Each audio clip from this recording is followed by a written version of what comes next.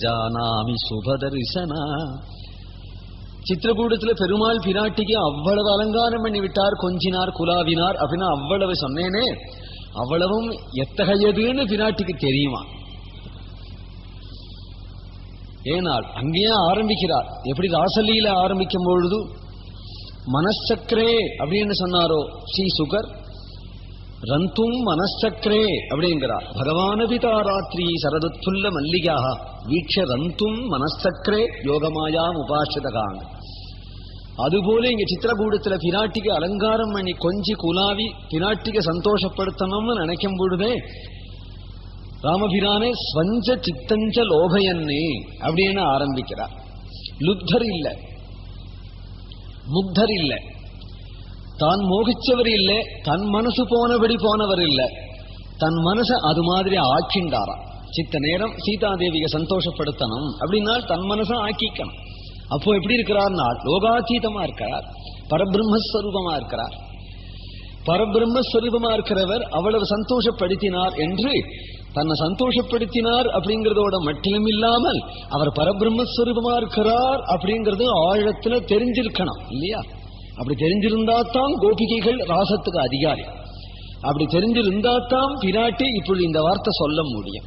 தவ வசியேந்திரியத்வஞ்ச ஜானாமி சுபதர்சனாகா. உம்மிடத்துல சத்தியம் தர்மம் இரண்டும் நிலை பெற்றிருக்குங்கிறதோட வசியேந்திரியத்துவங்கிற சொல்லுக என்ன அர்த்தம்? பிரம்மச்சரியம். பிரம்மச்சரியமும் உம்மிடத்துல நிலை பெற்றிருக்கு அப்படிங்கிறது எனக்கு தெரியும். ஏன் இவ்வளவு சொல்றேன்னா, இவ்வளவும் உம்மிடத்துல இருக்குங்கிறது மற்றோட ஒன்னே ஒன்னு இருக்கலாமே உம்மிடத்துல. எதுனா அஹிம்சா. இந்த அஹிம்சையும் உம்மிடத்துல இருந்தா எவ்வளவு நன்னா இருக்கும். இந்த பெரிய கோதண்டத்தை கட்டி தூக்கின்னு அங்கேருந்து வரையலே ராஜ்யத்தையே விட. அப்பவே சொன்னேன், யானையை விட்ட பிறகு சங்கிலி எண்ணத்துக்குன்னு அப்பொழுதே சொன்னேன். அப்பொழுதே நான் நினைச்சேன் அயோத்தியை விட்ட பிறகு கோதண்டம் எண்ணத்துக்குன்னு நினைச்சேன். இந்த கோதண்டத்தை மிளக்கட்டு லட்சுமணா கோதண்டத்தை ஈடு, அம்புரா தூணியை ஈடு என்று எதிரிலேயே சொன்னேன். சரி, பொழுதுபோக்குக்கு அங்க ஏதாவது போய் அதை அடிக்கடி அபியாசம் பண்ணிட்டு இருக்கணும், அது மாதிரி பண்ணிட்டு போறோம் என்று நினைச்சிருந்தால் நீங்க கோதண்டத்தோட வந்ததுனாலதான் இந்த வம்பு. இல்லைன்னா இவெல்லாம் ஒன்னும் உங்களை கேட்க போறது இல்லை. என்னால் தேவேந்திரன் ஒரு பிராமணன் ரொம்ப தபசு பண்ணிட்டு இருந்தான். அவன் தபசை கெடுத்துணும்னு நினைச்சான் அவன் தேவேந்திரன். அவனுடைய ரகத்துக்கு தக்கப்படிதான் அவன் கெடுப்பான். பெரிய ரிஷியா இருந்தா வேற யாரையாவது அனுப்புவான், அவளுக்கு புண்ணியம் இவன் இன்னும் பண்ணலையா. அதனால இவனுடைய தபசை எப்படி கெடுக்கிறது? அதிதி பிராமணனாட்ட அங்கேன்னு வந்து ஒரு கத்திய கொடுத்து இதை வச்சிருங்கோ நான் வந்து வாங்கிக்கிறேன்னு அருவாளை கொடுத்துட்டு போயிட்டான். அருவாளை திருப்பி அவங்ககிட்ட கொடுக்கணுமேனு வச்சுட்டு இருந்தவர் நல்ல அருவாளா இருக்கு. அந்த பிராமணன் மறுபடியும் வந்து கேட்பான். அதற்குள்ள நாம் என்ன செய்யலாம்? இப்படி ஆசிரமத்தை இந்த புல்லுகள் எல்லாம் வளர்ந்து போயிட்டு இது செத்தி கித்தி வச்சிருக்கலாம், பாதி சரி பண்ணிக்கலாம் என்ன நினைச்சார். இங்க வெட்டினார், அங்க வெட்டினார், இந்த மரத்தை வெட்டினார், அந்த மரத்தை கழிச்சார். அப்புறம் சில ஜந்துக்கள் கண்ணு தென்பட்டது, அதெல்லாத்தையும் வெட்ட ஆரம்பிச்சார். அப்புறம் கொஞ்சம் பெரிய ஜந்துக்களான யானை புலியெல்லாம் கூட வெட்டுறதுக்கு சாமர்த்தியம் வந்து தைரியம் வந்துடுத்து இவருக்கு. அப்புறம் அந்த வழியா போறவா வரவாளை கூட வெட்ட ஆரம்பிச்சுட்டார். கையில ஆயுதம் இருந்ததுன்னா சும்மா இருக்காது. சும்மா சும்மா அப்படி கையிலனா இப்படி கீறின்றப்பமே, ஒரு புழு பூச்சி போனா கூட வச்சு நெசுக்குமே என்று இப்படி தோடும் மனுஷ சுபாவம். அதனால கையில ஆயுதம் இருக்கிறதுனாலதான் ரிஷிகள்லாம் இப்பொழுதும் நீங்கள் ஜனஸ்தானத்துல இப்படி கஷ்டப்பட்டு இருக்கோம்னு சொல்ல போறா. ஆயுதம் இல்லாம இருந்தா அப்படி கேட்க மாட்டா. நீங்களும் அவளுக்கெல்லாம் பிரதிஜை பண்ணி கொண்டு வரீர்கள். இதுல வந்து இந்த 14 வருஷம் ஜீவகாருண்யத்தோடைய அஹிம்சா தர்மத்தோட இருந்துட்டு போவோமே. இருந்துட்டு போனா அது இன்னும் வனவாசோ மகோதயா, இது இன்னும் நன்னா இருக்குமே. ராமர் இத கேட்டு கோபிச்சுக்கலையா, இதை கேட்டு ரசிச்சாரா மனசுல. இப்படி திரும்பினார். ஜனகன் பெண்ணே அப்படின்னு கூப்பிட்டார். ஏன்னா அவன் அப்பா அப்படித்தான் சிம்மாசனத்துல வந்துட்டு இருந்தா ஜபமாலையை வச்சுட்டே உட்காந்துருப்பான். அனாவசிய வம்புக்கு யுத்தத்துக்கு போக மாட்டார். தன்னுடைய ராஜ்யத்தை காப்பாத்திப்பார். இருக்கிறது போருமேம்பார். பிரம்ம விசாரம் பண்ணிட்டே இருப்பார். அதனால உனக்கும் பிரம்ம விசாரத்துல புத்தி போகிறது. ஆனால் நான் சத்திரியனாச்சே, என்னுடைய தர்மம் என்ன? தர்மியாத்தி யுத்தாத் சேயோன்யத்து சத்திரியஸ்ய நவித்யதேன்னு. அஹிம்சா பரமோ தர்மங்கிறது வாஸ்தவம். ஆனால் அஹிம்சையை ஸ்தாபிக்கிறதுக்கான சத்திரியன் செய்யக்கூடிய ஹிம்சை. ஹிம்சையாலதான் அஹிம்சையை ஸ்தாபிச்சாகணும். எனக்கு நீ உபதேசம் பண்ணிவிட்டியே தவிர பிராட்டி சீதே, ஆனால் உண்மையிலே யார நான் சரணம் அடையணுமோ அவர்கள் என்ன சரணம் அடைகிறார். சரண்யாக சரணங்கதாக. வலுவிலியா போய் நான் அவனை உதப்பேன் இவனை உதப்பேன்னு சொல்லிட்டு வரேன். சத்திரியன் கையில வில்லு பிடிக்கிறது எதற்குனால் ஆர்த்த சப்தோ மா பூத், எங்கேயும் ஐயோ அப்பா அப்படிங்கிற அலறல் கேட்கக்கூடாது அப்படிங்கிறதுக்காக தான். வாசல்ல போலீஸ் நிற்கிறான். போலீஸ் நிற்கும் பொழுது தெருவோடு போகும்பொழுது ஒத்தன் கழுத்துல சங்கிலி பிடிச்சு இழுக்கிறா. அந்த அம்மா குய்யோ முறையோன்னு கத்துறா. போலீஸ் பேசாம நிற்கிறா. சம்பந்தப்பட்டவன் ஓடி போய் அதான் திருட்டு வாங்க வாங்க. அஹிம்சா பரமோ தர்ம. உமக்கு தெரியாதோ? அஹிம்சா பரமோ தர்ம. இந்த அஹிம்சா பரமோ தர்ம சொல்ல வேண்டியது யார்? இதே சமயம் ஒரு சன்னியாசி அங்க நின்றுட்டு அவர் தன்னுடைய தண்டத்தை எடுத்து பயலே என்று வந்தா அது கூடாது, அவருக்கு கூடாது. அஹிம்சா பரமோ தர்மகான்னு சொல்ல வேண்டியவர் அவர். உடனே இவன் ஓடி லத்தியை எடுத்து லத்தியை கொண்டு இந்த பயலை செம்மையா முறிச்சு மூட்டு முறியா அடிச்ச இந்த பயலை அந்த சங்கிலியை வாங்கி அந்த அம்மாட்டக்க கொடுக்க வேண்டியது இவனுடைய கடமை. க்ஷத்ரிய தர்மம் வேற, பிராமண தர்மம் வேற, சன்னியாசி தர்மம் வேற, கிரகஸ்த தர்மம் வேற. தர்மங்களுக்கு வித்தியாசம் இருக்கு. ஒன்று ஒருவனுக்கு தர்மமாகிறது அதுவே இன்னொருத்தனுக்கு அதர்மமாயிடும். இன்னொருத்தனுக்கு அதர்மமானது ஒருத்தனுக்கு தர்மமாயிடும். ஒரே ஆசாமிக்கே தர்மம் அதர்மமாயிடும், அதர்மம் தர்மமாயிடும். சத்தியத்துல அசத்தியம் இருக்கு, அசத்தியத்துல சத்தியம் இருக்கு. ஹிம்சையில அஹிம்சை இருக்கு, அஹிம்சையில ஹிம்சை இருக்கு. இதனுடைய நுட்பம் புரியலே அப்படின்னு சொன்னால் அப்பொழுது அவன் தர்மம் தெரிஞ்சவன் சொல்ல முடியுமோ? பின்னாடிதான் சொல்ல போறார் வாலி வதத்திலையும். ஆத்மாவேத்தி சுபாசுதே அப்படின்னு தான் சொல்ல போறார் பெருமாள். இப்ப சீதைக்கு அதுதான் சொல்றார். தர்மத்துக்கு எது பிரமாணம்? அதர்மமே தர்மமாகிடும். சில சமயம் தர்மமே அதர்மமாகிடும். டாக்டர் ஆபரேஷன் பண்றார். ஆபரேஷன் பண்ணலைன்னா இவன் செத்துருவான். ரொம்ப பயங்கரமான ராஜயட்சமா, அதாவது கேன்சர். இது ஆபரேஷன் பண்ணினா அவன் பழைப்பான். ஆபரேஷன் பண்றார். ஆபரேஷன் பண்ணா ஹிம்சதானே. ஐயோ அஹிம்சா பரமோதர்மகான். ஹிம்சைய பண்ணித்தான் அஹிம்சைய ஸ்தாபிக்கணும், அவனை க்ஷேமமா வைக்கணும் அப்படிங்கிறது வைத்தியம். வைத்திய சாஸ்திரப்படி தனுர்வேதப்படி ஹிம்சை பண்ணிதான் அஹிம்சைய ஸ்தாபிக்கணும். அதுபோல ஹிம்சையில அதுபோல அசத்தியத்துல சத்தியம் இருக்கு. பொய் பேசுறதுல சத்தியம் இருக்கு. ஒரு பொய் சொல்லிட்டா ஒரு சமயம் சத்தியம் சொன்ன புண்ணியம். எப்ப தெரியுமோ? ஒரே பசுமாடு ஒரு தோட்டத்துல மேஞ்சு கொடுத்து அந்த பசுமாட்டை முள்ளை விரட்டி விட்டார் அந்த பெரியவர். சொந்தக்காரன பண்ணா அப்படி பார்த்தான் தோட்டத்துல எல்லாம் மேஞ்சிருக்கணும். பெரிய குண்டாந்தடியை எடுத்துன்னு வரான். இன்னைக்கு கோவதம் பண்ணிடுவான் போல இருக்கு. இந்த மாடுதானா அப்படிங்கிறான். இவர்தான் ஓட்டி இந்த வெட்டவர். அவரு இந்த மாடு இல்லையாது, இந்த மாடு இல்ல, அந்த மாடு போயிடுச்சு அப்படியே அப்படின்னு முழு பொய்ய சொல்லி இந்த மாட்டை காப்பாத்தணும். இப்ப பொய் தானே இது நாள். பொய் சொன்னா சத்தியம் சொன்ன புண்ணியம். இது போல சந்தர்ப்ப வசேனே, வியக்தி வசேனே, கால வசேனே, தேச வசேனே தர்மங்கள் மாறும். கொக்குக்கு ஒன்னே மதின்னு உட்காந்துருக்க கூடாது. சூட்சமஹா பரமதுர்ஜேயா சதான் தர்ம பிளவங்கமா. அஹிம்சைங்கிற சொல்லு நன்னாதான் இருக்கு. ஆனாலும் அஹிம்சை இதுவே அஹிம்சதான். இதுவே அஹிம்சதான். ஒரே ஒரு பாம்பு வந்தது. அந்த பாம்பை அடிச்சு விட்டோம் அப்படின்னா 100 பேர் பழைச்சார். பாம்புகள் எல்லாத்தையும் அவளை பாம்பை பார்க்கும் பொழுதெல்லாம் அடிக்காமே விட்டுட்டாங்க. அப்புறம் பாம்பு பரம்பரை நிறைய உண்டாகி பாம்புகள்லாம் எங்க பார்த்தாலும் கால் வைக்கிற இடங்கள்லாம் ஒரே பாம்பு என்ன ஆகிடுவே. பகவானே இயற்கையிலேயே அப்படித்தானே வச்சிருக்கான். அதுக்கு ஆள் வச்சிருக்கான். ஒவ்வொன்றுக்கும் முதல்ல ஒரு பூச்சியால ஹிம்சைன்னா அதுக்கு தவளைய வச்சிருக்கிறான். தவளையால ஹிம்சை அவன் தவளையாயிடும் மழை காலத்துல. அதுக்காக பாம்பை வச்சிருக்கிறா. பாம்பா ஒரே பாம்பா போயிடுமீங்க கருடனை வச்சிருக்கான். இப்படியா அதுக்கு மேலே பகவான் ஜீவோ ஜீவசிய ஜீவனம் சிருஷ்டிகையே அப்படியே பாரு. அதனால நேச்சர் எப்படி போயின்னு இருக்கோ அதை போன முறையில நடத்தின்னு போகிறதுக்காக தான் தர்மம்னு பெயர். தர்மத்துக்கு யதார்த்த அர்த்தமே அதுதான், சுவாவம் தான் அர்த்தம். இப்ப ரோஜான்னா ரோஜாவுடைய சிவப்புக்கு தான் தர்மம்னு பெயர். அதுபோல மனுஷனுடைய சுவாவத்துக்கு தான் தர்மம்னு பெயர். உண்மையான மனுஷ சுவாவத்தை காட்டணுங்கிறதுக்காக தான். ஒன்னும் அதுல வேற தர்மம் புகுந்துடும். அதை நீக்கணுங்கிறதுக்காக தான் தர்மங்களுடைய பிரயோஜனம்.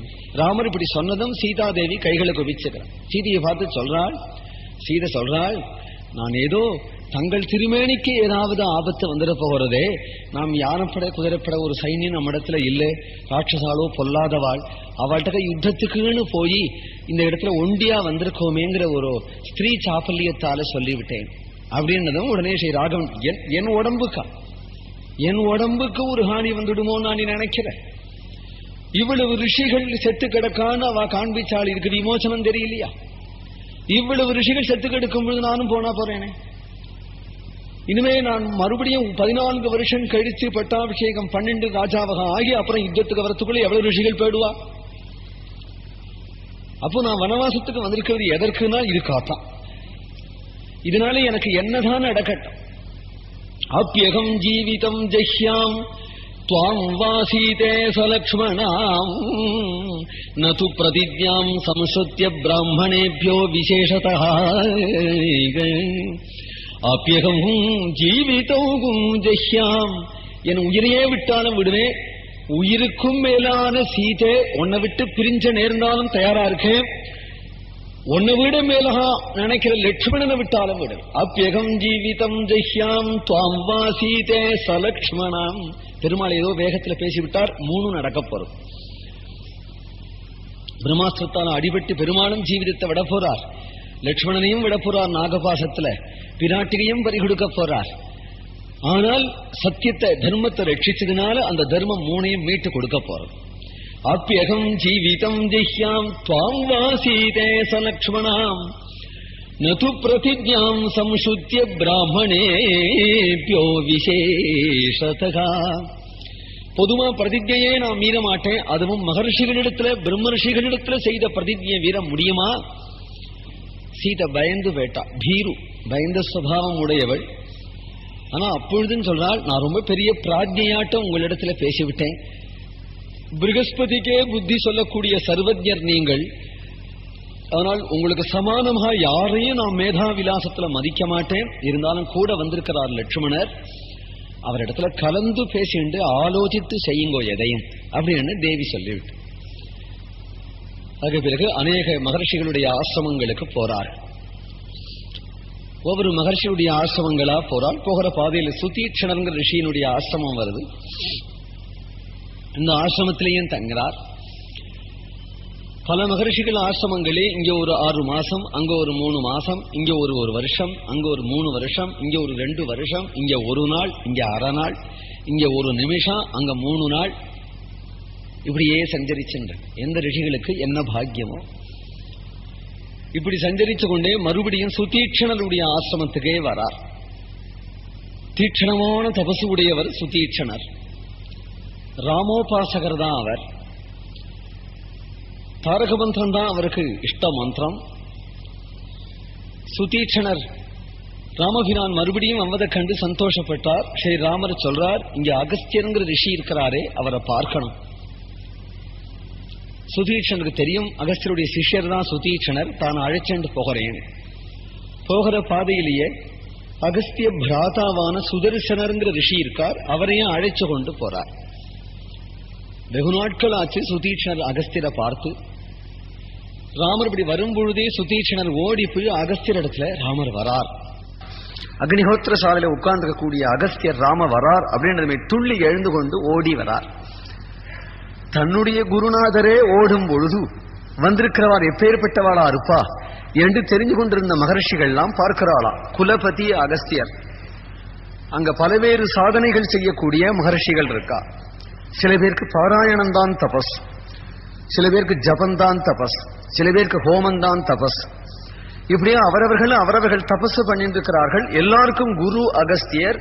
யாராருக்கு எதுல அதிகாரமோ அதுல அவரவர்களை நடத்தி போகிறவர். ராமர் வரார் அப்படின்னதும் ஒரே அந்த ரிஷிகள் யாரும் அர்த்தாவர்த்தித மந்திரம், அர்த்த வீரத ஸ்வாத்தியாயம், அர்த்தோஜித பிரம்மோபாசனம், அர்த்தமுக்த ஹவனாதித்யாதி சர்வக்ரியம். ஜபம் பண்ணிட்டே இருக்கிற ரிஷி கண்ணை மூடி இப்படி திரும்பி பார்த்தார். அதோ ராமரை பார்த்துட்டார். ஜபம் நிக்கிறது. மாலையை கீழே வைக்க நனவு இல்லையா, அந்த மாலையை அப்படியே கையில வச்சுண்டு அப்படியே வரார். அர்த்தாவர்த்தித மந்திரம். ஒரு ரிஷி பாராயண புஸ்தகத்தை சிக்குப்புலால வச்சு அப்படியே குனிஞ்ச தலை நிமிராம பாராயணம் பண்ணிட்டு இருக்கிறார். இப்படி பிரபுவை பார்த்து விட்டார். பாராயணம் ஸ்தம்பிச்சு போயிட்டு தான் வர்றார். அர்த்த விரத ஸ்வாத்தியாயம். ஒரு ரிஷி ஏதோ கிரியானுஷ்டானம் பண்ணிட்டு இருக்கிறார், ஹோமம் பண்ணிட்டு இருக்கிறார். தருவி கையில இருக்கு, நெய் கீழே சிந்தி விடுத்து இப்படி ராமரை பார்த்து விட்டார். தருவியை கீழே வச்சு அபகுபஸ்பிருஷ்யா பண்ணிட்டு வரக்கூடாதோ, அவன் தருவியை கையில எடுத்துட்டே வராராம். அர்த்த விரத. மற்றொரு மகரிஷி பிரம்மோபாசனம் பிரணவத்தியானம் பண்ணிட்டு இருக்கிறார். அவர் அப்படியே விட்டுட்டு வரார். ஹவனாதித்யாதி சர்வக்ரியம். ஆதித்யத்துக்கு ஒரு ரிஷி உத்தரவு வந்திருக்கிறவரை உட்கார வச்சு இலை போட்டு சாதம் போட்டு அவருக்கு இன்னும் நெய் போட்டு குழம்பு போடல. அதுக்குள்ள ராமர் வந்துட்டார். இவர் ஓடி போயிட்டார். இல்ல கோபிகா விருத்தாந்தமா இருக்கு. அந்த ரிஷி இது என்னது இவர் குழுகுடன் ஓடுறாரே என்று இவர் பார்த்தாரு. அந்த ரிஷி ஓடி வந்துட்டார். சமயம் பார்த்து சாப்பிடலான்னு ஒரு பூனை வந்துதான் அது இப்படி பார்த்தது, அது ஓடி வந்துடுது. ஒன்றுக்காவது ஒரு நினைவு இல்லை. எல்லாரும் ராமபிரான் ஆசிரமத்துல வரத பார்த்தா அகஸ்தியர் ராமரை அழைச்சு, எல்லா தேவதைகளுக்கும் ஸ்தானம் இருக்கு அவருடைய ஆசிரமத்துல. அதுல விஷ்ணுவுக்குன்னு ஒரு ஸ்தானம் இருக்கு. அந்த விஷ்ணு மந்திர்ல ராமரை இறக்கி விட்டார். வாயால பேச மாட்டா, செய்கையால காட்டுவா. விஷ்ணு மந்திர்ல இறக்கி விட்டார். அங்க ஒரு பெருமாள் கோவில் இருக்கு, அதை இறக்கி விட்டார். புருஷ சூக்த விதானத்தினாலே ஆதித்ய விதானத்தினாலே பூஜை பண்றார் ராமருக்கு. ராமர் அந்த பூஜையை ஏற்றின்றார், சந்தோஷப்பட்டார், வாயார சீதையை கொண்டாடினார். இதை போல குழந்தைய நாம் பார்த்ததில்லை. இப்பேற்பட்ட ஒரு பர்திரு பக்தி, இப்பேற்பட்ட ஒரு பதிபக்தி, ஒரு தோஷமும் கிடையாது இவளிடத்துல என்றெல்லாம் வாயார கொண்டாடினார். பிதிர்வாக்கிய பரிபாலனார்த்தம் வந்திருக்கிறார் ஸ்ரீ ராகவன் அவருக்கு தெரியும். அதனால இன்னும் 2 வருஷம்தான் அனுப்பா இருக்கு. நம்ம ஆசிரமத்திலேயே இருந்துட்டு போயிடலாமே, இனிமே அங்கெங்கேயும் அலைய வேண்டாம், இந்த ஆசிரமத்திலேயே இருந்துட்டு இப்படியே போயிடலாம் என்று ரிஷி சொல்றார். ராமர் அதுக்கு சரின்னு சொல்லலே, மாட்டேன்னு சொல்லலே, மௌனமாவே இருந்தார். ராமருக்கு ஒரு ஆசிரமம் கொடுத்துட்டார். அதுல தங்கி இருந்தார் ராமர். மறுநாள் காலமே ராமபிரான் ஸ்நானபான அனுஷ்டானங்கள் எல்லாம் பூர்த்தி பண்ணி கொண்டு அங்கிருந்து ஸ்ரீ அகஸ்தியரை தரிசனம் பண்ண வந்தார். உடனே அகஸ்தியர் சொல்றார், நேற்றைக்கு இந்த ஆசிரமத்திலேயே இருந்து விடலாம் அப்படின்னு சொன்னேன், சொச்ச வனவாசத்துக்கு சௌகரியப்படாது, இங்க சௌகரியப்படாது. என்ன சௌகரியம் ராமர் கேட்கிறார். அவர் பாட்டு ஒரு ஓரமா திண்ணில் இருந்துட்டு போறார். திடீர்னு சௌகரியப்படாதுன்னு சொல்றாரே. நாள் ஹிருதயஸ்தஞ்சதே சம்தஹா. உன் ஹிருதயத்துல என்ன பிளான் போட்டிருக்கேங்கிறது எனக்கு தெரியும், அதுக்கு இந்த ஆசிரமம் சரியா வராது. நீ பக்கத்துல பஞ்சவடி அப்படிங்கிற இடம் இருக்கு, அந்த இடத்துல போய் தங்கு. அவர் என்ன நினைச்சார், இவர் என்ன நினைச்சார், என்ன புரிஞ்சார்? யாராவது வாயை விட்டு பேசுறாளா பார்த்தேளா? இதுதானே அவதார கௌரவம். ஹிருதயத்தை புரிஞ்சுனுட்டேன் அப்படின்னு கௌரவமா விட்டுட்டார். ராவணவத பரியந்தமான அவதார காரியத்தை இன்னும் ஒரே வருஷத்துல பூர்த்தி பண்ணி கொண்டு பெருமாள் திரும்பணும்னு சங்கல்பிச்சிருக்கார் அப்படிங்கறத தெரிஞ்சுனுட்டார் அகஸ்தியர். சீதாபகரணாதி விற்த்தாந்தம் கூட தெரிஞ்சுனுட்டார். அதற்கு இந்த ஆசிரமத்துல இது சௌகரியப்படாது அப்படின்னு சொல்லி இருக்கிற வேற தனித்த ஒரு இடத்துல இருந்தாதான் அவருடைய அவதார லீலைகளை நடத்த முடியும் அப்படிங்கிறதுக்காக அங்க தனித்த ஒரு இடத்தை சொல்லி, ஆனால் ராமபிரானுக்கு உடனே தேவைப்படும்படியான விஷ்ணு தனுசு, அட்சயமான தூணீரம், கட்கம் முதலியவைகள்லாம் ராமபிரானுக்கு கொடுக்கிறாரு அகஸ்தியர். அதை வாங்கி கொண்டு அகஸ்தியருடைய மங்களாசாசனத்தை பெற்றுக்கொண்டு அங்கிருந்து புறப்படுறார். பஞ்சவடியை நோக்கி புறப்பட்டு போகிற பாதையிலேயே ஜட்டாயுனுடைய தரிசனம் கிடைக்கிறது. ஜட்டாயு ராமபிரான பார்த்ததுமே ஒரு அவரிடத்துல ராமனிடத்துல ஒரு பெரிய வாத்சல்யம் உண்டாயிடுது. இங்கேன்னு பார்த்தாரு, குழந்தை சௌக்கியமா? கிட்டக்க வந்தது, நம்மள யாரு சௌக்கியமான்னு கேட்கிறது என்று ராமர் கிட்டக்க வரா. கம்பராமாயணத்துல நீ தசரதம் குள்ளதானே அப்படி கேட்பாளாம் வயோதிகார். தசரதம் குள்ளதானே எப்படி தெரிஞ்சது? உன் முகஜாடைய கொண்டு தெரிஞ்சுட்டேன்பா. நான் தசரதனுடைய சிநேகிதன், உங்க அப்பாவுக்கு நான் ரொம்ப வேண்டியவன், உங்க அப்பாவனுடைய சிநேகிதன் சொன்னாரோ இல்லையோ, உடனே ஸ்ரீராமர் ஜட்டாயுவை விழுந்து சேவிச்சார், பிரதட்சண நமஸ்காரம் பண்ணினார். ஜட்டாயு சொல்றார், உன்னோட கூட நான் சொச்ச வனவாசத்துல இருக்கேன், ஒரு கால் காட்டுல வேட்டையாடுறதுக்கு நீங்க 2 பேரும் போயிட்டேனானால் இந்த குழந்தைய பார்த்துப்பேனா, இந்த சீதைய பார்த்துப்பேன். ஒரு வயோதிகரான அப்பா ஆத்துல இருந்தா வெளியில சஞ்சாரம் பண்ண போற ஒரு புருஷாளுக்கு தைரியம், அப்பா இருக்கா பார்த்துப்பான்னு. அதுபோல பார்த்துப்பேன்னு சொல்றாரு. சொன்னது பெருசு இல்ல, அந்த சீதைக்காக உயிரையே கொடுக்கிறார். இந்த சீதையை பார்த்துப்பேன்னு சொன்னார்னா சொன்னது பெருசு இல்ல, உயிரையே கொடுக்கிறார். ஜட்டாயுவையும் கூட அழைச்சு கொண்டு பஞ்சவடிக்க வந்து சேர்கிறார். ஆசிரமத்தை நிர்மாணம் பண்ணும்படியாக லட்சுமணனை ஆக்ஞாபிச்சுட்டு ஒரு மரத்தடியில ராமர் இருக்க அழகான ஆசிரம நிர்மாணம் பண்ணிவிட்டு சித்திரகூடத்துல ஆசிரமம் போட்ட பிறகு இங்கதான் ஆசிரமம் போடுறா. இதுவரையிலும் அந்த ரிஷிகள் ஆசிரமத்திலே இந்த ரிஷிகள் ஆசிரமத்திலே அங்க இங்கே இங்கே அங்க அப்படின்னே 13 வருஷம் 12 வருஷம் சுத்தியாச்சு. இங்க வந்து ஒரு ஆசிரமம் அமைச்சு தோரணங்கள்லாம் கட்டி புஷ்பங்கள்லாம் பந்தல் போட்டு கோலங்கூட போட்டு பலி விதானங்கள்லாம் செய்து அண்ணாட்டுக்கு வந்து தயாராயிடுத்து பார்க்கலாம். ராமர் அப்படி வந்து பார்த்தா ஆச்சரியமா இருக்கு. ராமருக்கு லட்சுமணர் அப்படி பார்ப்பது என்ன செய்ய போறோம் இந்த பிள்ளையாண்டானுக்கு என்று தோணித்து லட்சுமணனை பார்த்து சொல்றார், பாவத்யேன கிருதத்யேன தர்மத்யேன ச லக்ஷ்மணா த்வயா புத்ரேண தர்மாத்மா ந சம்வృத்தः பிதாமமே. பாவத்யேன கிருதத்யேன, இந்த ஆசிரமத்தை பார்த்ததும் பிதிருபிதாமகமான ராஜ்யம் கூட பெருமாளுக்கு அவ்வளவு இஷ்டமா இல்லையா. இதை பார்ப்பதும் அவ்வளவு சுகம் ஏன் வந்ததுன்னால் பக்தனால கட்டப்பட்டது, தன்னுடைய பக்தனான லட்சுமணனால கட்டப்பட்டது. எப்படி கட்டியிருக்கப்பா, என்ன அழகா கட்டியிருக்க. பாவத்யேன கிருதத்யேன தர்மத்யேன ச லக்ஷ்மணா. லக்ஷ்மணா, சித்திரகூடத்துல நாம் இருக்கும் பொழுது பரதன் வந்து அழுதான், அப்பா போயிட்டார்னு சொன்னான்.